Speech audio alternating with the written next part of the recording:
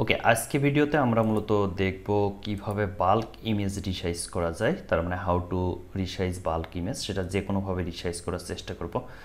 আমি অলরেডি বেশ কিছু ইমেজ আপনাদের জন্য রেডি করে রাখছি, দেখেন প্রত্যেকটা ইমেজ 1 MB বেশি। ওকে, সো অনেক সময় আমাদের ক্লায়েন্টের কাজ করতে গিয়ে যে অসুবিধাটা হয়, মানে বিশেষ করে প্রোডাক্ট আপলোড বা প্রোডাক্ট লিস্টিংয়ের কাজ করতে গিয়ে যে অসুবিধাটা হয়, ইমেজের সাইজ যদি খুব বেশি হয়ে যায় তখন সাধারণত স্টোরেজ নিয়ে ফেলে। সো একই ইমেজটাকে যদি আমরা মানে ইমেজের রিসাইজ করে নিতে পারি, অর্থাৎ এই ইমেজের সাইজটাকে একটু কমাই নিতে পারি, তাহলে কিন্তু সেটা আরও বেশি ভালো হয়। যে কারণে আমরা আজকে দেখব যে কীভাবে, আচ্ছা এটা ম্যানুয়ালি করতে হলে অনেক সময় লাগে। যেরকম এখানে টোটাল 73 ইমেজ আছে। সো এই 73 ইমেজটা আমরা যদি ম্যানুয়ালি রিসাইজ করতে যাই আমাদের অনেক সময় নিতে পারে। সো আমরা দেখব যে এটাকে বাল্কে কীভাবে, মানে বাল্ক ইমেজ কীভাবে একসাথে আমরা রিসাইজ করব। ওকে, সো প্রথমে আমি যে টুলটাকে রিকমেন্ড করব, আচ্ছা টুলটার নাম ফাস্টেস্টোন। ওকে, সো আমরা ফাস্টেস্টোন লিখে সার্চ করব। ওকে, ফাস্টেস্টোন.org এই ওয়েবসাইটে যাওয়ার পরে আমি এই লিঙ্কটা ভিডিও ডিসক্রিপশানে দিয়ে দিব। ওকে, সো এখান থেকে যে আপনারা সর্বশেষ যে ফাস্টেস্টোনের ইমেজ রিসাইজ বলে একটা টুল আছে, সো এটাকে ডাউনলোড করে নেবেন। নর্মালি এখান থেকে ডাউনলোডের উপরে ক্লিক দিবেন, দেওয়ার পরে এখান থেকে আপনারা কি ফরম্যাটে ডাউনলোড করতে চান সেটা করবেন, অর্থাৎ আমাদের পিসির জন্য ইএক্সএস। সো এইটা আপনারা ডাউনলোড করে নিতে পারেন। সো এটার উপরে ক্লিক দেন, ক্লিক দিলে দেখবেন যে একটু পরে ডাউনলোড শুরু হয়ে গেছে। ওকে, ডাউনলোড হওয়ার পরে এটাকে জাস্ট আপনাকে ইনস্টল করে নিতে হবে। আমার অলরেডি ইনস্টল করা আছে। সো আমি এখন কি করব, জাস্ট এই যে এই ইনস্টল যেহেতু করা আছে এটাকে অন করব। অন করার পরে আমার ইমেজগুলো কোথায় আছে সেটাকে সিলেক্ট করে দিতে হবে। আমি জাস্ট ইমেজগুলো সিলেক্ট করে নিয়ে আসি। নর্মালি এই ইমেজগুলো আমি ডাউনলোডে রাখছি। ওকে, এখানে ডাউনলোডে ইমেজগুলো একটা ফোল্ডারে করে রাখবেন, তাহলে কাজ করতে সুবিধা হবে, মানে আপনার সিলেক্ট করতে সুবিধা হবে। ওকে, সো আমরা এখান থেকে, আচ্ছা এই 3 ডট মেনু থেকে ক্লিক করে এখান থেকে চলে যাব ডাউনলোডে।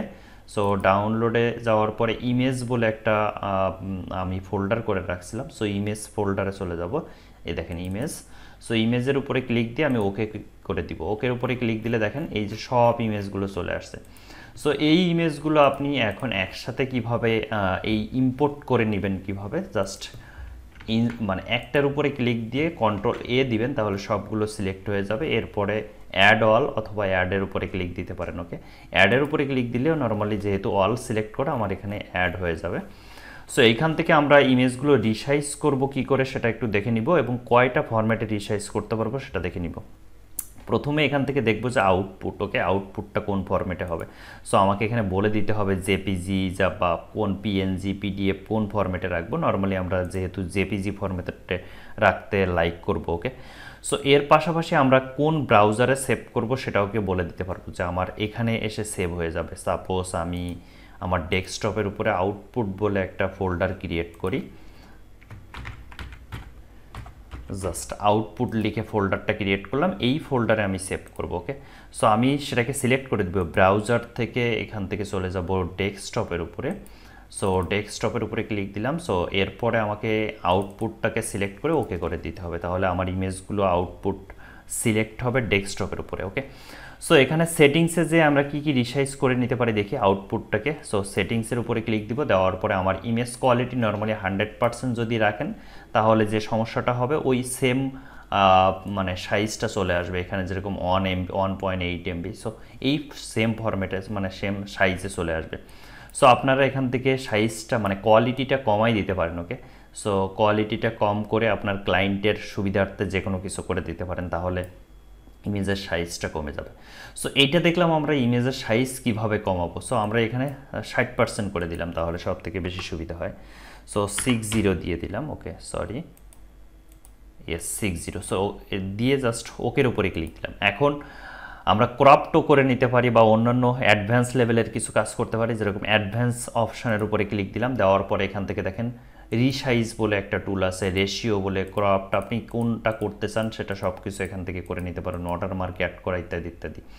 সো রিসাইজের উপরে ক্লিক দিয়ে আমরা এখান থেকে পিক্সেলে রেখে দিতে পারি। সো পিক্সেলে আমার ক্লায়েন্টের কথা মতো আমি যে কোনো কিছু করে দিতে পারি, অথবা পার্সেন্টেজে করে দিতে পারি যে এত পার্সেন্ট রিডিউস হবে, বা এখানে আমরা যে কোনো সেটিংস পেয়ে যাব। ওকে, এরপরে রেশিও অনুযায়ী কমাতে পারি, ক্রপড করে নিতে পারি। সো ক্রপড করার সময় আপনি এখানে ক্রপডের উপরে ক্লিক দিয়ে এখানে বলে দিতে হবে যে হাইট আর ওয়েটটা কত হবে ইত্যাদি ইত্যাদি। সো এখান থেকে আপনি যদি ওয়াটারমার্ক অ্যাড করতে চান, অ্যাড ওয়াটারমার্কের উপরে ক্লিক দিয়ে আপনি কি অ্যাড করতে চাচ্ছেন সেটা বলে দিবেন, কোন ওয়াটারমার্ক, শ্যাডো, ব্যাকগ্রাউন্ড ইত্যাদি ইত্যাদি। সো এখান থেকে নর্মালি সেটা অ্যাড করা যায়। ওকে, সো আমরা যেহেতু রিসাইজ করতে চাচ্ছি, সো রিসাইজের উপরে ক্লিক দিয়ে ইন পিক্সেলে রেখে আমরা রিসাইজটা কত, হাইট আর ওয়েট কত রাখবো সেটাকে বলে দিব, দেওয়ার পরে ওকে করে দিব। ওকে, সো এটা ছিল নর্মালি অ্যাডভান্স লেভেলের সেটিংসটা। সো এইটা যদি আপনি না করতে চান তাহলে টিকমার্কটা উঠাই দিবেন। ওকে, এরপরে আমি শুধুমাত্র চাচ্ছি যে ইমেজের কোয়ালিটিটা একটু কমাতে, যেহেতু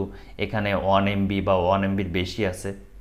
সো আমি যদি এটা ওয়ার্ডপ্রেস সাইটে আপলোড করি তাহলে আমার হিউজ পরিমাণে একটা স্টোরেজ নষ্ট হয়ে যাবে।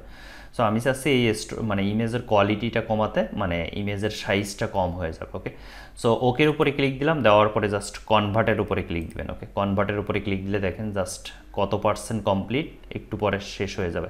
এখানে 73টা ইমেজ ছিল, জাস্ট দেখেন 1 থেকে 2 মিনিট তাও প্রয়োজন হবে না আপনার কাজটা কমপ্লিট করতে। ওকে, অলরেডি 100%, তার মানে ডান। এখন জাস্ট আমি একটু ব্যাক করি আউটপুট, এবং আউটপুট এসে দেখেন এই ইমেজগুলো আপনি এখান থেকে দেখে নিতে পারেন ইমেজের রিসাইজের পরে অবস্থা কি।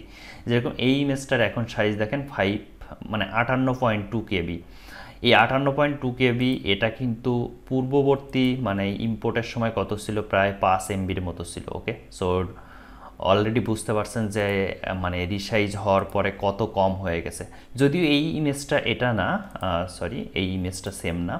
সো তারপরেও দেখেন প্রত্যেকটা ইমেজ আপনি যদি এখান থেকে দেখেন তাহলে দেখবেন যে প্রত্যেকটা ইমেজ যে ক্রপড করার পরে, সরি, রিসাইজ করার পরে এখান থেকে দেখেন সবগুলো কমে গেছে। তার মানে আমরা কোয়ালিটিটা কমাই দিয়েছি, বাট কোয়ালিটি কমাই দিলে একেবারে ইমেজগুলো যে খুব বেশি খারাপ দেখা যাচ্ছে এরকম কিছু না। এখানে দেখেন ইমেজগুলো ক্লিয়ার বোঝা যাচ্ছে। ওকে, সো এইটা থেকে আমরা বুঝতে পারলাম ইমেজগুলো কীভাবে রিসাইজ করতে হয়, এবং এই টুলটার মাধ্যমে অনেক অল্প সময়ের ভিতরে সেই কাজটা কমপ্লিট করতে পারি। ওকে, এটাই ছিল আজকে ভিডিও। আর ভিডিওটা কেমন লাগলো অবশ্যই কমেন্টস বক্সে কমেন্টস করবেন, আর বিভাস একাডেমি ইউটিউব চ্যানেলটি সাবস্ক্রাইব করতে বলবেন না।